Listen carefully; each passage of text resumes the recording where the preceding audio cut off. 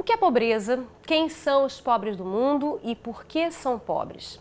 A forma mais comum de acompanhar a evolução da pobreza se baseia na falta de recursos financeiros. A lógica é, quanto menos dinheiro o sujeito tem, mais pobre ele é. Parece simples.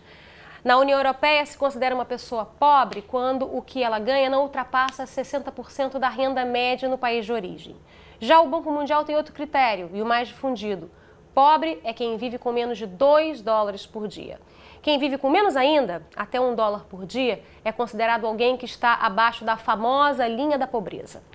Mas o que isso tudo nos diz efetivamente sobre quem são os pobres do mundo? Há uma tendência a reduzir a agenda do desenvolvimento à erradicação da pobreza. Os esforços, no entanto, em garantir mais renda aos pobres nem sempre têm sido capazes de eliminar a condição de pobreza do mundo, nem reduzir as desigualdades. Na entrevista de hoje da série especial do Futura sobre pobreza e desigualdade, nós vamos discutir o que é importante nesse debate para garantir o desenvolvimento.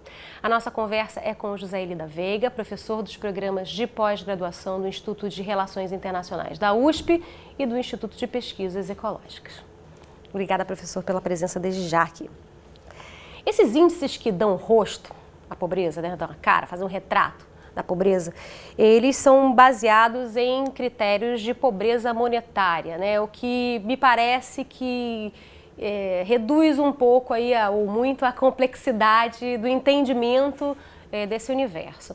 E aí eu queria entender por que esses dados são importantes, ou por que eles são repetidos à exaustão, como se realmente fossem muito importantes, e o que eles nos dizem efetivamente sobre a pobreza no mundo. Olha, eu acho que o Brasil, nesse momento, dá um exemplo claro dessa questão. Por quê? Nós poderemos, eventualmente, em algumas décadas, acabar com essa miséria ou pobreza extrema, etc., medida por renda. Não é? Quer dizer, por uma série de programas que vão do Bolsa Família, passando pela Previdência, aposentadoria, etc., até a expansão do crédito, uma série de programas vem permitindo isso, e se eles continuarem, é provável que a gente chegue não esteja muito distante o momento em que a gente vai falar assim, por esse critério... Não temos mais pobres, ou a pobreza ou pelo menos não temos pobreza extrema, ou não temos miséria. Aí as pessoas jogam um pouco com essas palavras, mas se você me disser depois, ao mesmo tempo, que uma grande parte dessa população não tem acesso ao esgoto, eu vou começar a achar estranho que a pobreza tenha... Tá certo? Por quê? Porque é o seguinte, muita gente não sabe disso, então é muito importante frisar. Crianças em contato com o esgoto e que, portanto, têm diarreia no início da sua infância, ficam com o cérebro prejudicado para o resto da vida. Deixa eu explicar isso por quê. Porque é o seguinte, é que durante o nosso crescimento, a energia que a gente precisa, as calorias que a gente consome, etc., essa energia, elas vai mudando a importância que tem o desenvolvimento do cérebro nisso. Nos primeiros 5 anos de vida, quase toda a energia que você tem, quase a maior parte da energia, ela vai para o desenvolvimento cerebral. Então, quando fizeram muita discussão durante muito tempo sobre o negócio de QI, por que o QI numa região é diferente da outra, não sei o quê, e agora existe um consenso na área médica de que é absolutamente necessário você evitar que as crianças até 5 anos de idade tenham essas diarreias que prejudicam muito o desenvolvimento cerebral. Que são muitas vezes decorrentes em lugares de condição de pobreza extrema ao contato com o esgoto numa situação de falta de saneamento básico, né? Então, esse é um indicador importante. Mas o que eu quero ressaltar aqui é o seguinte, é que veja bem a situação. Um país faz um tremendo de um esforço, inclusive para melhorar a educação. Você tem que pôr as crianças na escola, depois você tem que dar uma educação de qualidade, etc. Mas se a criança foi prejudicada no seu desenvolvimento cerebral antes dos seus 5 anos de idade, todo esse esforço vai ser... reduzido ou minimizado de alguma forma. Então nós vamos definir que a linha de pobreza é X. Mas eu posso pegar uma família que esteja com a mesma renda que essa, e se numa você tem uma pessoa doente grave, A situação é completamente diferente. E o quanto que o fator ambiental ele é importante na medição da pobreza? Bom, quando eu citei o saneamento... A questão do saneamento básico está incluído. Não é o único, porque aí depende muito das situações que você considera.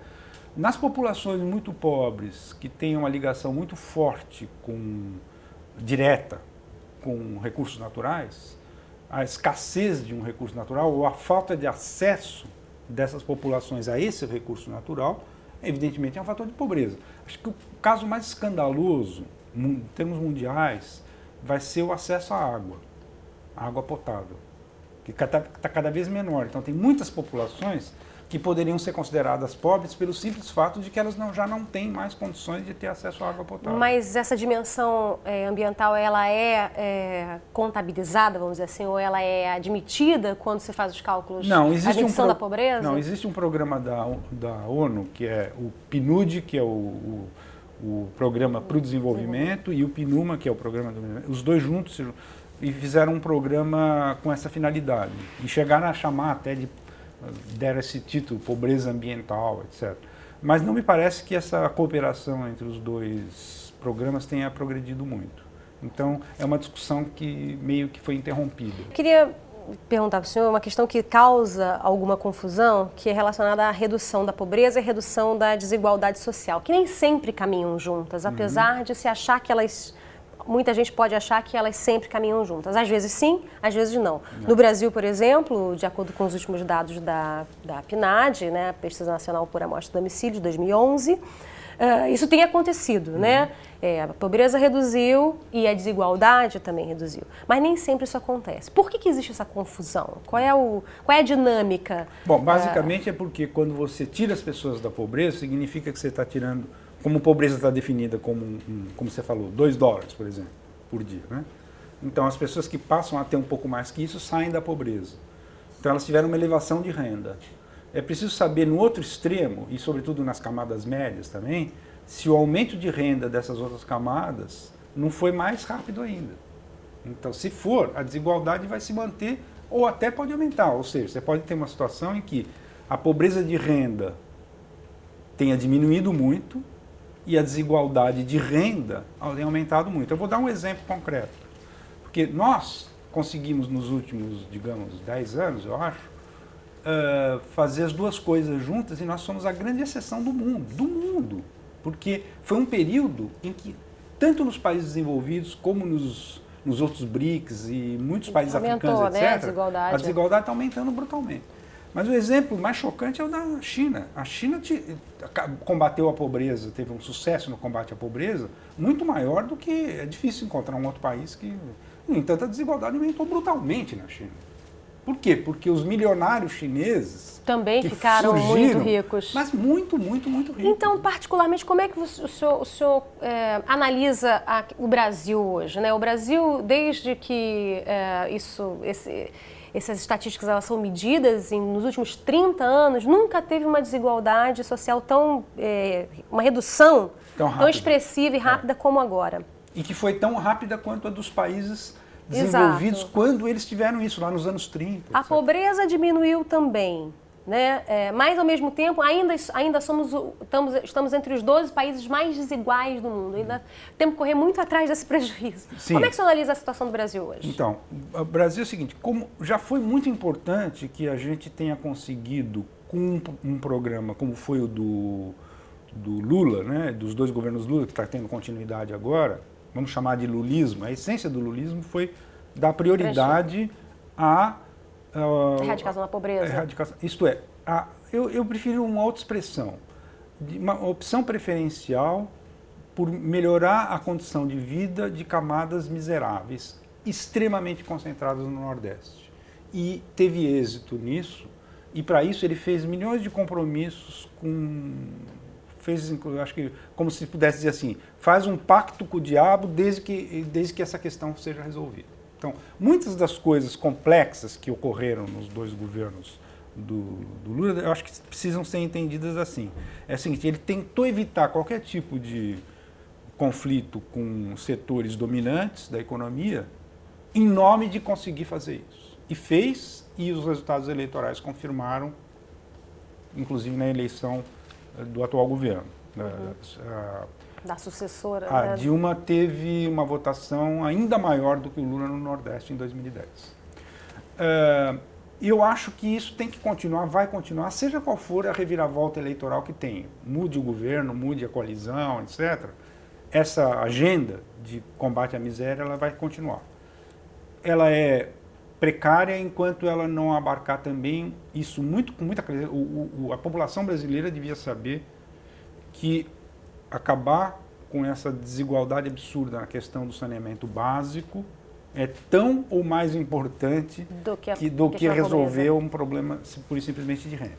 Agora, se nós vamos continuar a diminuir as desigualdades ou não, eu acho que vai depender muito, pode ser que venha a exigir, que isso também seja um objetivo. Quer dizer, inclusive porque vai o seguinte, se o Brasil tiver sucesso nesse combate à miséria, em algum momento meio que essa agenda vai estar quase se esgotando. E o que a gente vai colocar no lugar?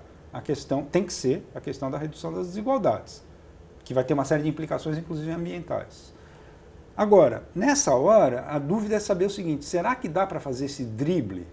Porque o Lula driblou uma série de interesses dominantes e conseguiu fazer isso, inclusive, muito favorecido pelo fato de que, nesse período, o preço das chamadas commodities favoreceu muito que o bloco agro-mineral exportador, né, tivesse todo esse êxito, etc.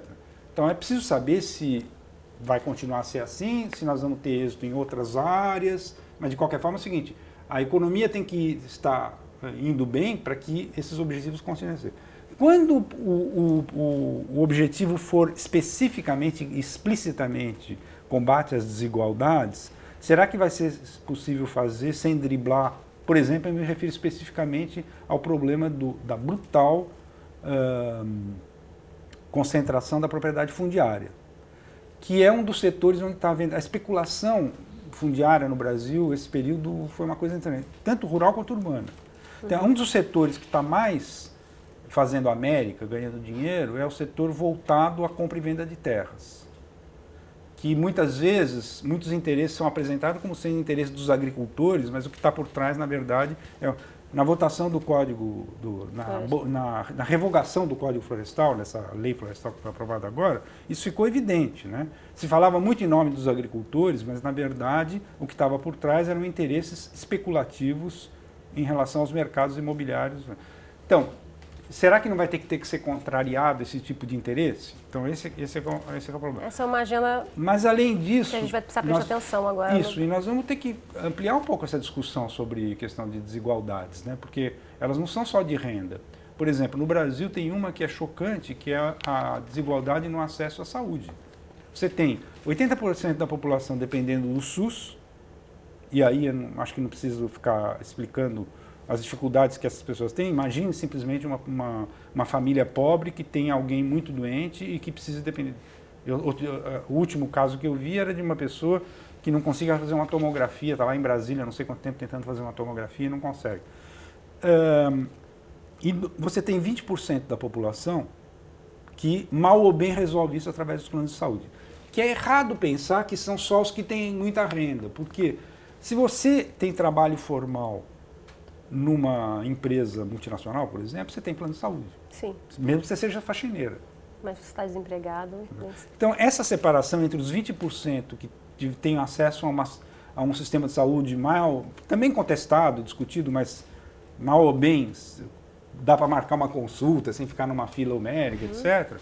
E os 80% que dependem do SUS, isso é uma desigualdade que não se exprime pura e simplesmente numa questão de renda. A questão da pobreza está na pauta, mas as desigualdades vão ter que estar na pauta, consequentemente, nos próximos anos. Professor Gisele, muitíssimo obrigada por essa conversa. Foi um prazer. Imagina. E a gente hoje termina por aqui. Eu agradeço muitíssimo a sua companhia. Um abraço. Até a próxima. Tchau, tchau.